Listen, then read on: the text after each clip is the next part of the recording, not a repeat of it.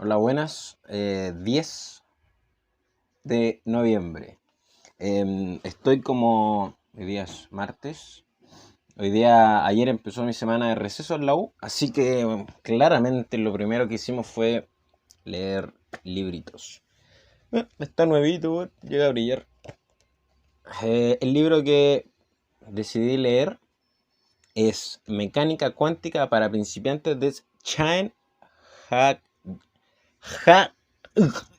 No sé si se pronuncia así ese nombre. Ahí está. Ya. Voy a partir con el epílogo, que esto crucial yo creo que puede entender la mecánica cuántica, que dice, quien quiera que diga que puede pensar en problemas de cuántica sin atolondrarse, solo demuestra que no ha entendido nada. Niels Bohr.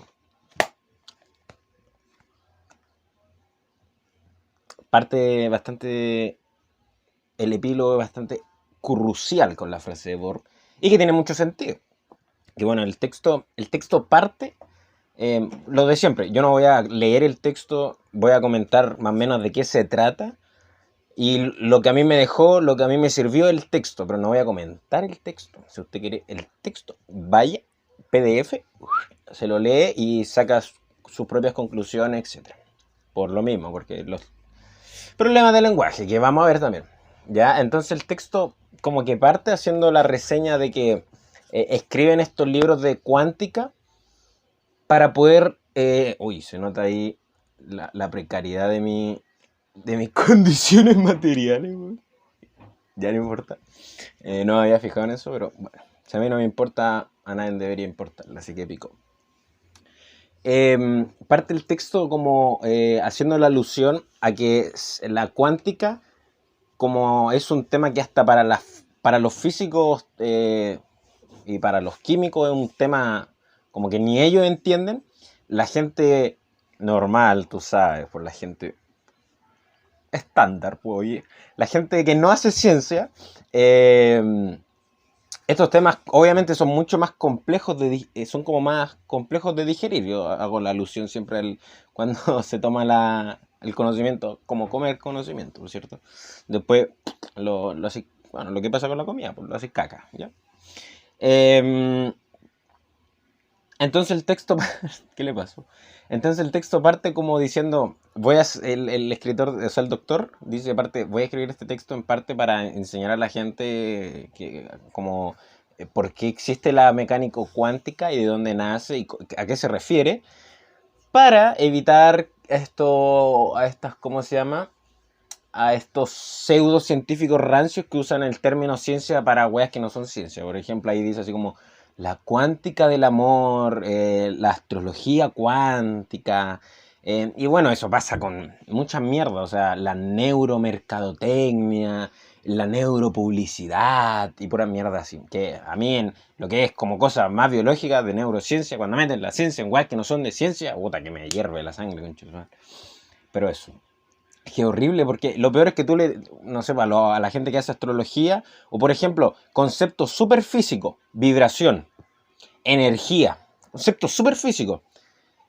Tú les preguntas a una persona que no lo usa en el ámbito físico, tipo, oye, vibremos al mismo resonancia, o tú me fluyes una energía, y conceptos que no son físicos. Tú le explicáis, oye, pero ¿qué significa? ¿A qué tú le das un significado a eso de vibrar en la misma sincronía? ¿Qué weá? Y te dicen, no, es que no te respondo. No te responden. Y es como, de verdad me gustaría saber otra interpretación de la interpretación que yo sé da esos términos, pero no te los dan. Y si te los dan, se los basan en la ciencia. Horrible. Ya, entonces el texto parte así como diciéndote, tirándote así como, vamos a hacer este texto de mecánica cuántica para que se entienda bien lo que es la mecánica cuántica, o por lo menos de dónde sale. ¿Ya? Parte, yo creo que la cuántica entra como en estos problemas físicos como biológicos, que primero es el tema del ojo, de cómo el ser humano recepciona la luz, bueno, no solamente la luz, sino cómo recepciona los objetos. O sea, yo sé que aquí está mi teléfono, que está en mi mano, porque hay una cosa que es la luz, que ahí arriba hay un foco, entonces ese foco genera luz, esa luz, qué sé yo, la recibe mi ojo, la interpreta mi cerebro y mi cerebro interpreta, sabe a qué distancia está, sabe que aquí, etcétera, ¿cierto? Y a veces se equivoca, no sé, o el ojo se puede equivocar, o el cerebro se equivocar, o hay genomas que hacen que esa lectura esté errónea, ¿ya? Entonces como que es necesario, cuando se habla como de mecánica cuántica, entendí yo, esto lo entendí yo, eh, analizar primero el tema de la luz y el ojo, como esa como relación de cómo nosotros, viste que es la típica, es si no lo veo no lo creo, así de potente es el ojo, porque por ejemplo uno puede escuchar algo, pero no, a veces no asume qué pasó, pero si tú lo ves, como que se asume inmediatamente de que eso fue así. Por eso el dicho de si yo lo veo, lo creo. No es si yo lo siento, lo creo. No es si yo lo escucho, lo creo. No, es si yo lo veo, lo creo. Es por esta cosa, no sé. No lo sé, la verdad. Yo creo que tenga que ver con una cosa antropológica, antropocéntrica, qué sé yo. La cosa es que yo creo que para partir con mecánica cuántica hay que como interpretar primero o como analizar ese concepto primero del ojo, cómo funciona el ojo y después la luz. El- el- la frecuencia que nosotros vemos hasta cierta frecuencia, eso quiere decir que hay otros espectros de la luz de que nosotros no estamos viendo y que nunca vamos a ver, obviamente, a menos que sea con maquinaria. Pero que hay animales o insectos, bueno, los animales también hay otros seres vivos que sí ven esos espectros o que sí se relacionan con esos espectros, que los pueden sentir a veces. ¿Ya? Entonces, bueno, ahí entran, a mí en lo personal me entran muchas preguntas de índole filosófica, que eso, bueno, punta aparte. Lo más chistoso es que a veces los filósofos, bueno, la gente dice así como, no, es que la filosofía es el padre de las ciencias, pero las ciencias se fueron separando y después el padrastro fue la matemática. Y yo así como, bueno, de todos los científicos que conozco, su trabajo en ciencia ha sido muy fuerte, pero su segundo mejor trabajo y yo creo que más denso ha sido el área de la ciencia. O sea, como lo vimos en Hopkins, que en los libros que me leí de Hopkins fue como, bueno, en vez de entregarme ciencia, me entregó como una wea así como más personal de filosofía, de qué mundo queríamos, etcétera.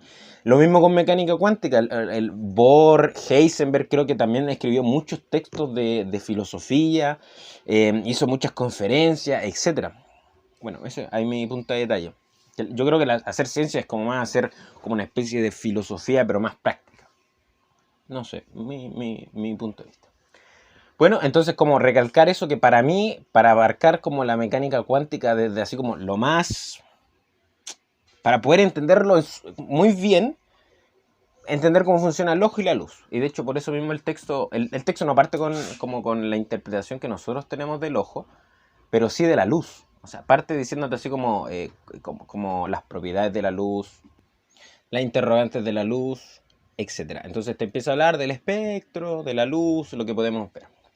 Lo otro, o sea, si se va a abarcar, en especial, yo creo que en especial todos los libros de mecánica cuántica, y sí, yo creo que si se va a abarcar todos los libros de mecánica cuántica, como este libro, lo que hay que saber, porque la verdad, a mí yo sé algo, por ejemplo, yo me sé la biografía de Einstein, me sé un poco los trabajos de Einstein, que lo estamos viendo ahora en química, por ejemplo.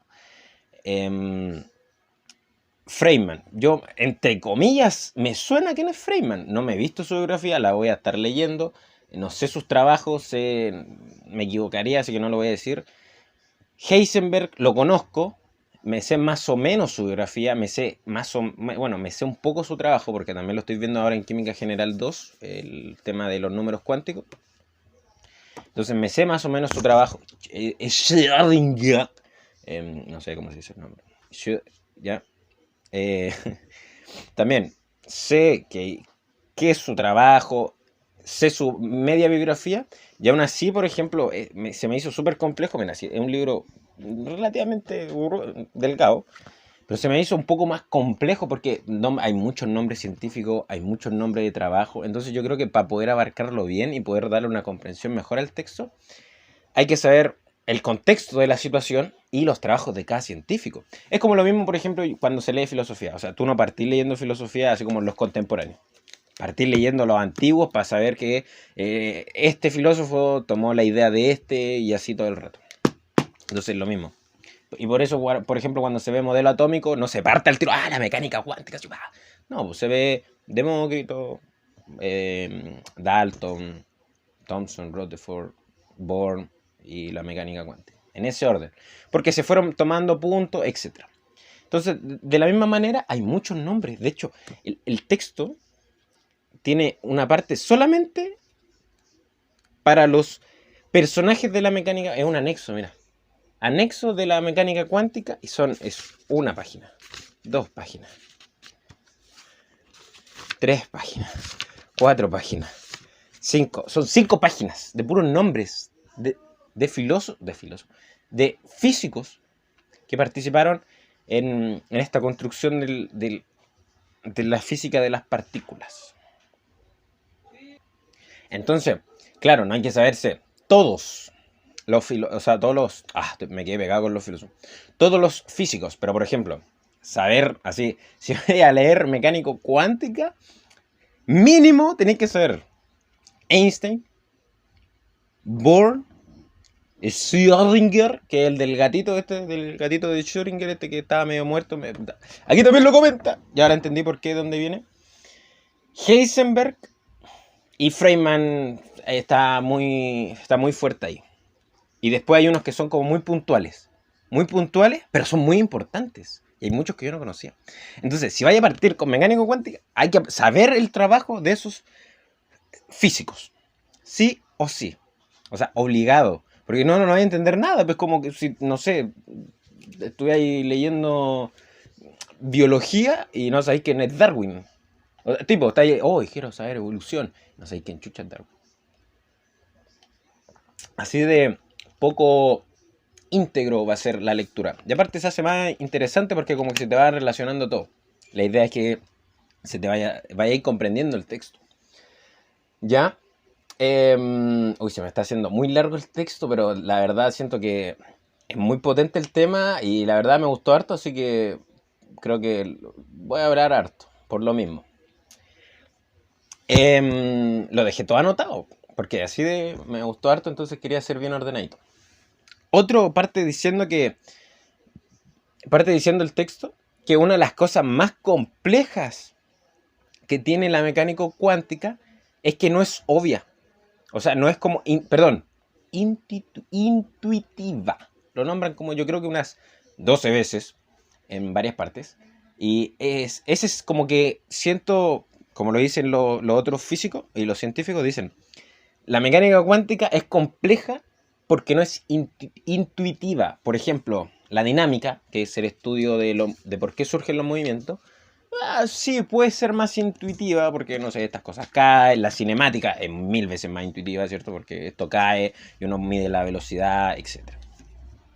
Pero la cuántica no es intuitiva porque, primero, como lo especifican varios filósofos, creo que Bohr también, o sea, científicos, creo que Bohr también lo hace, que es por problemas de lenguaje, que el lenguaje no puede abarcar esos conceptos, o que el lenguaje técnico que se usa en ciencia, para la gente no ciencia tiene otro significado.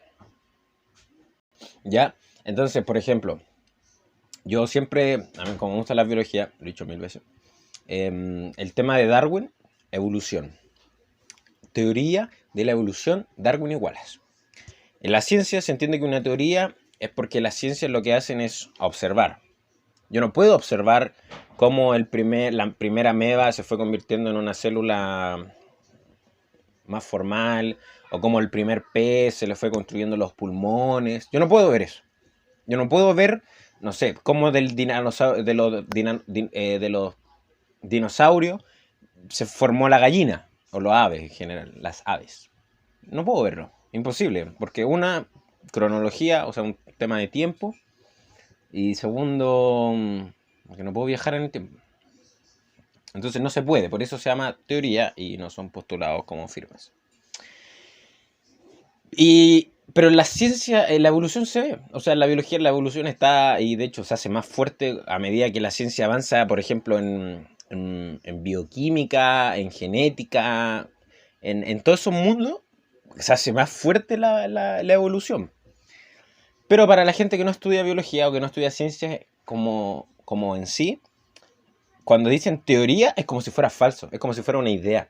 Porque en el mundo normal, en lo cotidiano, se usa, es que eso es en teoría, eso no pasa. ¿Cachai? O por ejemplo cuando, no, la clásica, habla de las leyes o los políticos.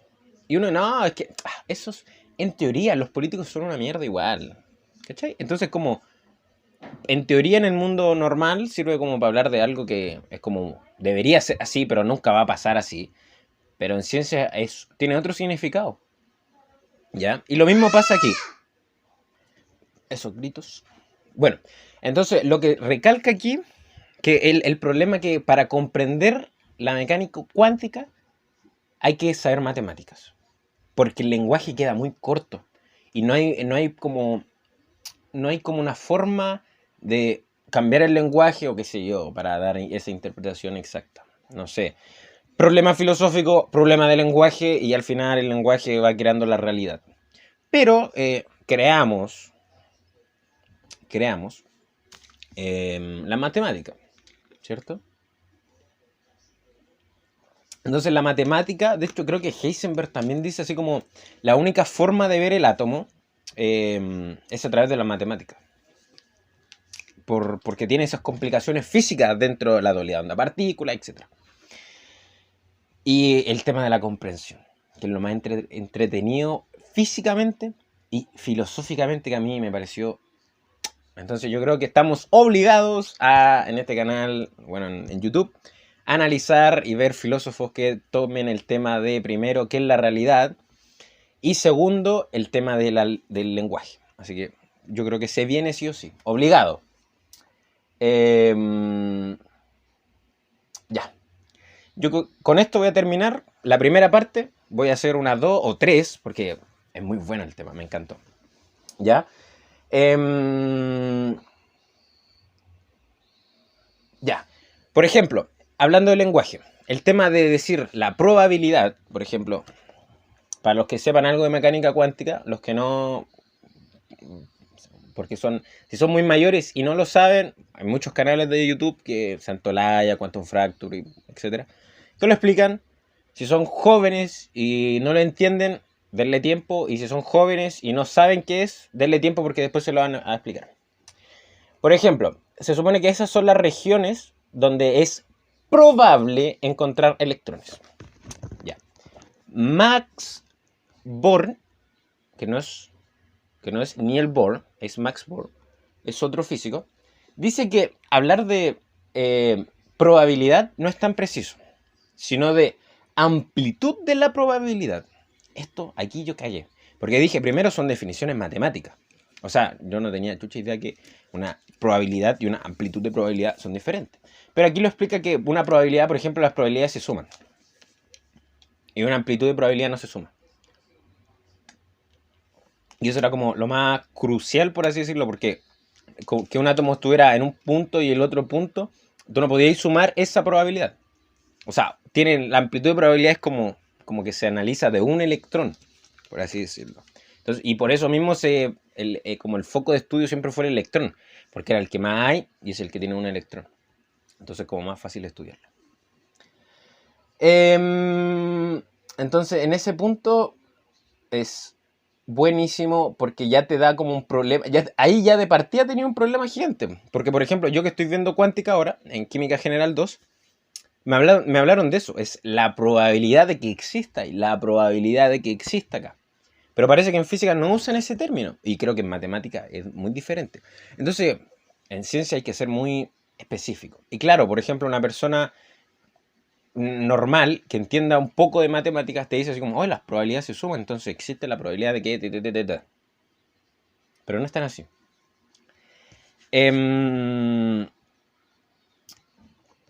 Bueno, ahí después se pone a hablar de otros puntos que lo voy a leer, voy a hacer otro video. Espero que se haya sido como entendido el inicio de la mecánica cuántica para principiantes. O sea, para resumir, para poder entender mecánica cuántica, según yo, como lo voy viendo a través de los libros y esto, primero Primero, entender cómo funciona o cómo la filosofía que hay detrás de la luz y el ojo, de cómo nosotros interpretamos la realidad. Y segundo, el trabajo de los científicos. Bye.